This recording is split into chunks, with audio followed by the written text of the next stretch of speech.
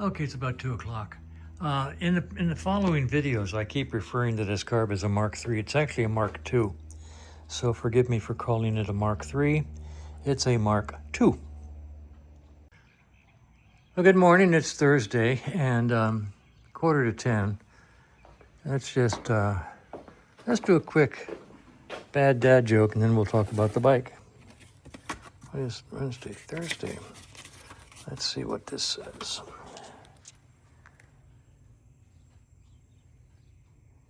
Why don't I trust trees? Because they're kind of shady. Cute. Okay, so as I was saying before, I was so rudely interrupted by my strange sense of humor. This is the bike previously known as the Lyme bike. He got himself a historic tag, which are really cool. And they don't offer historic tags that can be personalized. So this is now the J-Lara bike. Yeah, J-Lara. So Lyme bike has become J-Lara bike. And I just took the timing cover off and put a new seal on the crankshaft because it was leaking and it was wet sumping. Now, put it all back together, set the timing, ran the bike. Timing is dead nuts on. It's a tri-spark system. And so it runs, idles, revs, sounds good. Client asked me to install a new throttle cable, which I'm going to do next. And he brought along some new bushings and seals for the forks. So I'll probably do that in the next few days. So that's where we are. I'm just gonna, I had the ICU out last night because I put a charge on the battery overnight. Have my charger on there. Have my vacuum gauges up here for balancing carburetors, of which I no longer do. I used to use these when I worked on Japanese multis. I don't use them on British twins. Too bouncy, and frankly, it's just not needed. Once you've got the throttle cables balanced and the carb slides balanced, after that, it's just a matter of adjusting the pilot jet for the best mixture and the idle for the best idle, and that's best done by ear. So that's the way I do it. That's the way we roll. Anyway, so I'm going to put the new throttle cable on right now and see how it goes. See if it's proper length for a Mikuni. Okay, this is just an aside. This bike seems to be running really, really hot. That could be timing wrong. It wasn't. The timing was freaking perfect. Ignition timing is dead nuts on. And was before I took it apart. I mean, if I put it together, this pipe blued up first, and now both pipes are blue, indicating to me, since it's a single carb bike, that we have a mixture problem. So since I'm replacing the throttle cable, it's only a few more minutes to take this Mikuni off. You know, take the gas lines off, loosen this clamp, and the Mikuni comes off in your hand. It's really easy. Yeah, oh, I'm sorry, this isn't a Mikuni, this is a Mark III Amel. Anyway, either or. I'm going to take it off and put it on the bench and just go through the jetting and find out and see what I see, okay? I've had it off before. I thought the jetting was good, but this bike seems to be running lean. And I'm just going to take it apart for the heck of it. Or as we like to say, for the halibut. H-A-L-I-B-U, halibut. Well, it's about 10:30. Go to Old Fart's lunch at about 11:15, so I got a little bit of time. I've got the carburetor apart. Everything looks good. The pilot jet had a little bit of buildup in it. I cleaned that out. Everything else is gorgeous.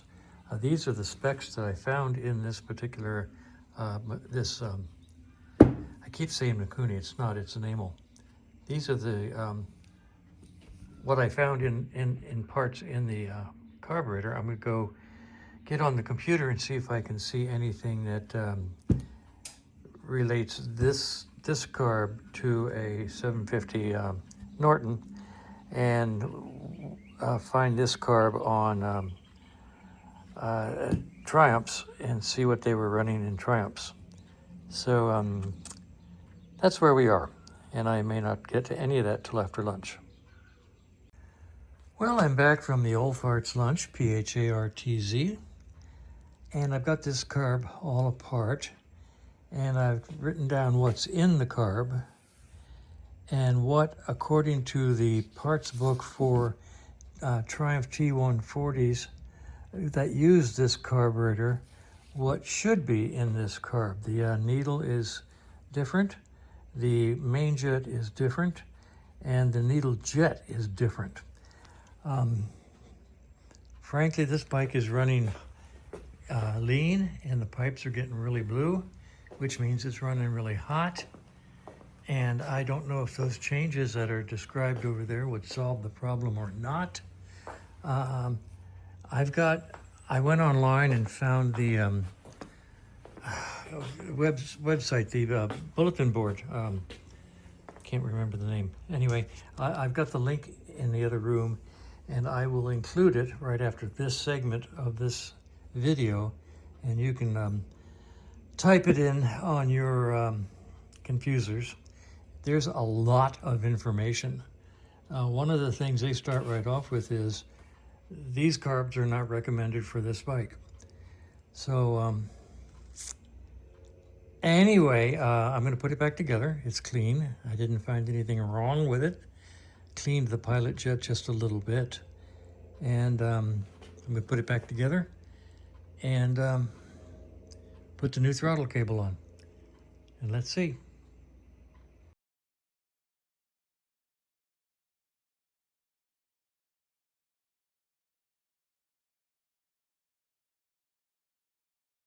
Whoa, my goodness.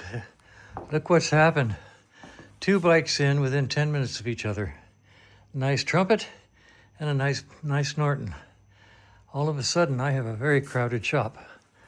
So I've got to rearrange these two to slide these two into between those two, get this guy finished and off the lift, get the green bike picked up and the white bike test ridden so I can get onto these two new bikes that just came in.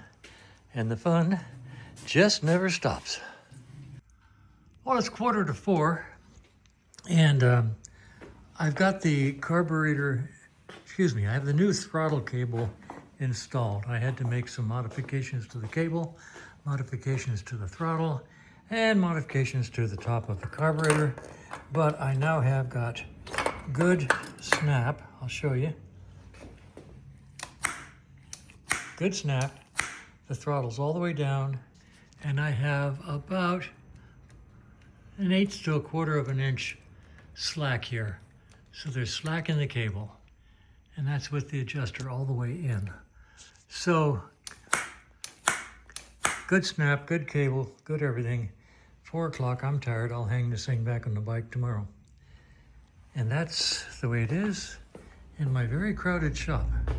Tomorrow I'll have to move these bikes around and get some semblance of organization. And I'd like to get this guy running again tomorrow and then think about doing the fork seals.